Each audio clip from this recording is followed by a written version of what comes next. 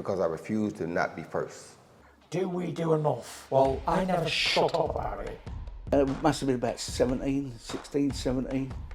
We nicked their guilt rings. Right, the bouncers' guilt rings. This is no good for me. That's the reality. If you want the honest truth, and I see it every day. This is Colm McGuigan for IFL TV, proudly sponsored by Everlast. Why have you got that stern look on your face? Well, I'll be honest with you, I'm still... Are you okay with that, Mike? Yeah, I'm alright. Like, you're a bit far away? A little bit far away. Yeah. I'm just playing out in my head whether that T-shirt is genuine or snide. Okay. Because does it look genuine or No, snide? it doesn't look genuine. Can I just feel the quality? 100% snide. Do you reckon? Feel Okay. it, bastards. I'm gonna have to bring the receipts. You know. I've got a little bit of a mirror, right? Yeah, and with what? What's jewels? Shorts, so jeans, shorts. And To the be worst fair. thing, right? The worst thing about jean shorts, right, is the ones that creep over the knees. Do you know what I mean? Like, if I was going to wear jean shorts, I'd want them above the knee, so you could just show a little bit of quad. A little bit of quad. Yours are over the knee, 2 inches down the shins, with tears. Do you know what it is though? On It's the knee. yeah. It's because I forgot my belt, so they're like falling down a little bit. Talk about me having a midlife crisis. You're 29. Yeah, You're this wearing isn't a midlife three-quarter crisis. Though. jeans with rips in the knees. This is turning into a Parsons smiling interview. at me, Though. Reed. This, mate, you've ruined me here. This is turning into a Parsons. IFL are going to start calling me Parsons. Let's get a bit more sensible. yeah, a bit more sensible than boxing social. Let's get into it. Okay. Is Joshua's next fight pay-per-view? If it's not white, Depends who it's against. Probably not at this stage. I mean, look, we've got under 8 weeks to go. It's not going to be Deontay Wilder, Andy Ruiz, Alexander Usyk, Tyson Fury, whatever it is. So it's a decision for DAZN. By the way, we still have to make a fight. We may not fight. Saudi don't want us to fight. We want to fight. We want Anthony Joshua to fight. It's in the best interest of his development under Derek James, his career to fight. So that is the plan. when you say you might not fight, how likely is it that Joshua won't fight then? We will do everything we can for him to fight on August 12th. You nearly had the mic there. Jarrell Miller was spoke about yesterday. I know that's a fight that Anthony Joshua has been spoke about before. You've been quite vocal about it. Is that a fight that you don't want for Joshua next? I mean, it's not a fight that we're looking at. It's not a fight we've been offered. It's not a fight we're discussing. It's not going to be Jarrell Miller on August 12th. Will you be working with Dillian White if he doesn't take the Joshua fight going forward? Is that still a... It's up to him. I mean, we've done every Dillian White fight for the last 7 years, other than the Tyson Fury fight. But Dillian can explore any fight he wants.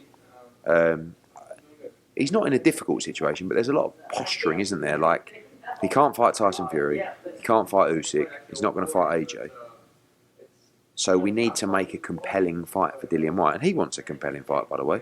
He boxed Jermaine Franklin last time, so it's who is that guy? You know, Dubois fighting Usyk, Joyce is rematching Zhang. You know, there's been talk about Chisora White 3. That's not with us, but I guess that could find a home somewhere. So yeah, but Dillian needs to get back in the ring. So if that's with us, we'd love that. You've spoke about Joshua Wilder in December. If that was to happen, what would your prediction be for pay-per-view price and numbers? What's the numbers it would do? Someone to quit like.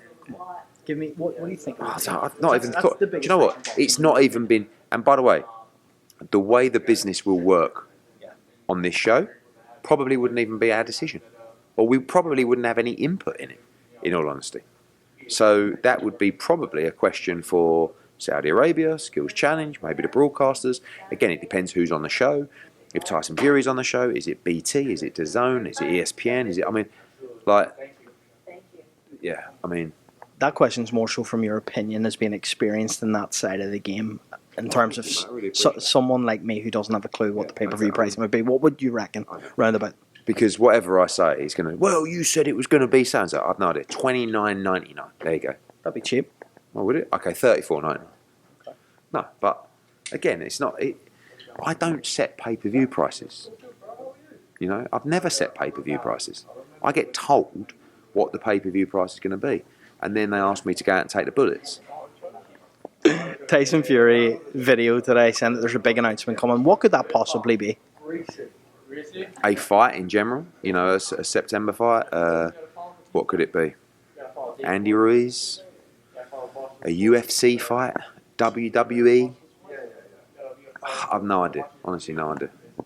Or nothing. What do you make of Ben Shalom's video the other day when he made a few comments saying that he's built for this game?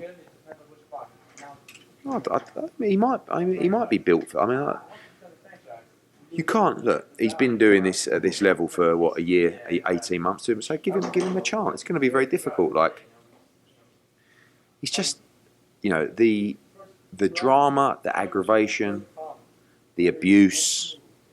I can tell you from experience where he's at now is 2% of how it is in my world. So I didn't see any interview saying built for it or whatever, but you will only find out if you're built for it when shit gets real. And at the moment, it's kindergarten stuff. But what you'll realise is after decades of abuse and people making things up and trying to get you out of the game and slagging you, like, you either crack, which 99.9% of people do, or you bat it out like a bad man and let it fucking ping off you. You know what I'm saying, son? No, but he's experienced 1% of what's to come. It's too early to say. I mean, you know, it's probably never the slickest to come out and say, I'm built for this. I don't even think I'd say that, but yeah, it's early days. So that's why I admire people like Arum and Frank Warren. I mean, they didn't have to put up with social media abuse because it didn't exist, but they're still great survivors. You know, I mean, there's a big difference between Frank Warren and Ben Shalom in terms of resilience. You can see that in the eyes. But again, look, he's giving him his chance. You know what I mean? He's 1%, 2% in. What happens is, you see, like, you've got the ocean. I mean, there's a great saying: when the tide goes out, you get to see who's swimming naked. Right, there's another great saying: fur coat, no knickers. It's actually people that ain't really got any substance behind it. But liken it to this. Ben has gone into the ocean and he's just gone in, you know, there's like the sand's a bit hot and he's just put his toes in and he's just probably just reaching the ankle, right? Well, I'm right out there. All you can see is like this little pea head because I'm bobbing out in the Atlantic somewhere.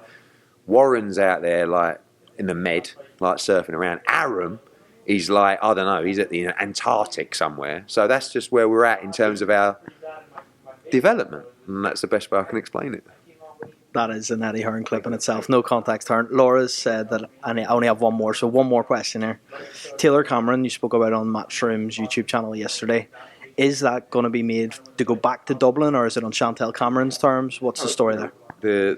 Obviously, there's terms already set within the contract for the rematch. Obviously, we'll go to wherever financially we can make sure the fighters get what they deserve, which is contracted already a huge amount of money in a rematch.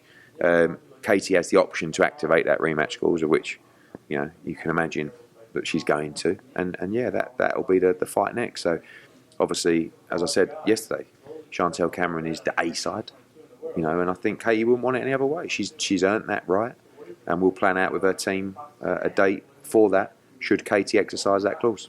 Well, Edward, I would say I appreciated your time, but I didn't today. Thank you. That's all right, mate. You'll get over it.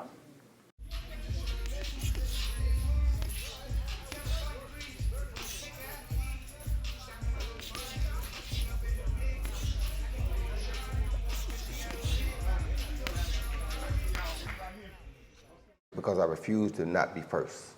Do we do enough? Well, I never shut up about it. It must have been about 16, 17. We nicked their guilt rings.